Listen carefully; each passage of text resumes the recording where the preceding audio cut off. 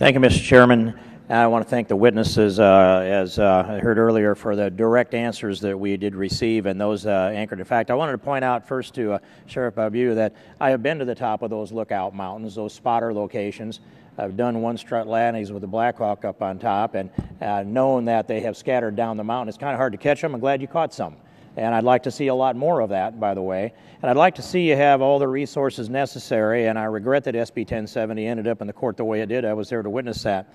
I wanted to just put a statement out here and judge your reaction. I was listening to Donald Trump in Iowa a week ago, and he said this: "We have to build a fence, and it's got to be a beauty, and who can build better than me?" Your reaction to that, Sheriff? Well, you're speaking to a retired Army officer, a combat engineer, and I helped build this 14-foot corrugated steel no-climb fence that was originally sponsored by Congressman Hunter. In fact, a credit to President Clinton, signed that bill and authorized a double barrier fence, not a triple barrier.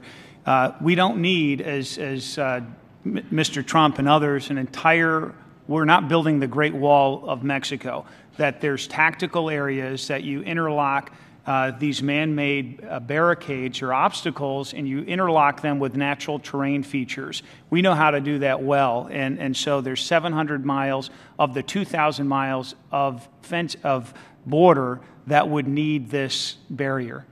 Could we agree that we should just simply build that fence until they stop going around the end? Taking a line from Senator McCain, build the dang fence. Thank you, Sheriff. Also, I wanted to turn to Ms. Vaughn, and I'm listening to this number that keeps coming up, 11 million, 11 million, 11 million. When I came here 12 years ago, it was 12 million. Now it's 11 million. What's happened to that million that disappeared while there were millions pouring over the border? Well, the numbers went down from 2007 until about 2009. And we think that was a result of several things. First of all, increased resources that Congress gave to ICE to boost enforcement of laws. Secondly, state and local governments passing laws within their jurisdiction to support federal immigration enforcement efforts. And also, the economy was not great, and the allure of jobs was not as bright as it had been. But the numbers stopped falling along about 2010 and have remained stagnant since then, even as more and more... Okay, thank you. Thank you. Also, I wanted to point out a narrative and go back to Sheriff Babu, and that is that sometime last summer, late July, I was standing on the banks of the Rio Grande River at Roma, Texas, and there with a couple of Border Patrol agents and 2 local city police.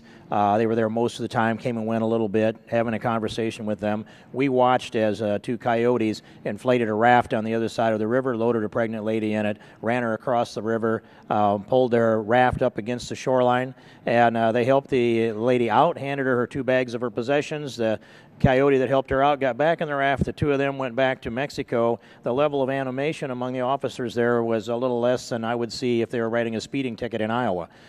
Is that a typical scenario, and is it likely she applied for asylum? And that was July, so I presume the baby's born by now, an American citizen. Is that a typical scenario? Not in our county.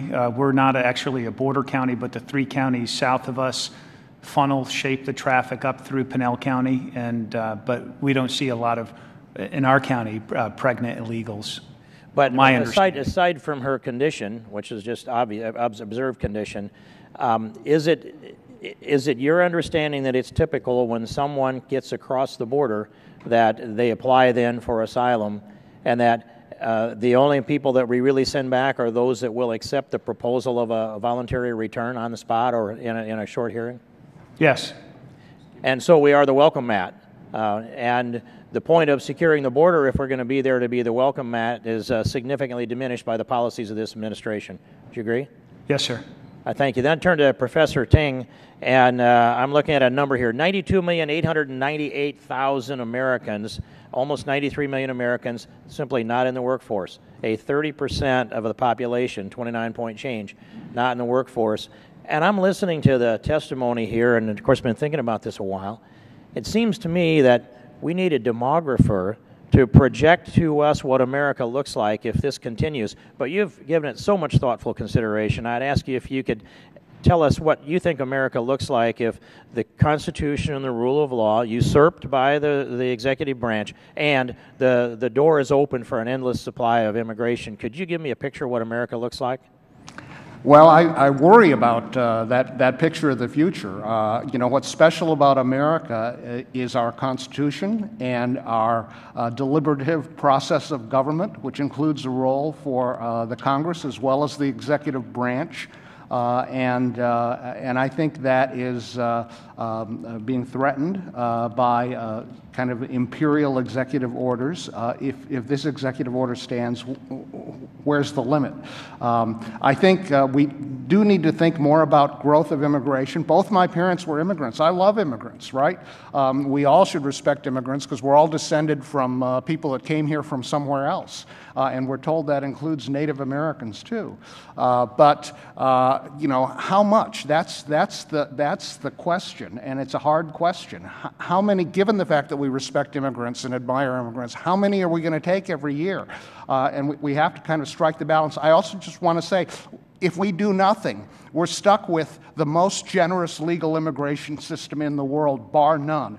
We admit more legal immigrants with a clear path to full citizenship every year than all the rest of the nations of the world combined. That's if we do nothing. That's our legal immigration system, right? And I've testified before Congress and said it's a system that's worthy of a nation of immigrants. So, you know, we welcome legal immigrants into the United States. We're doing our part in America. We benefit from legal immigration, but there has to be a limit, and we have to enforce that limit. Otherwise, it's not really a limit. The gentleman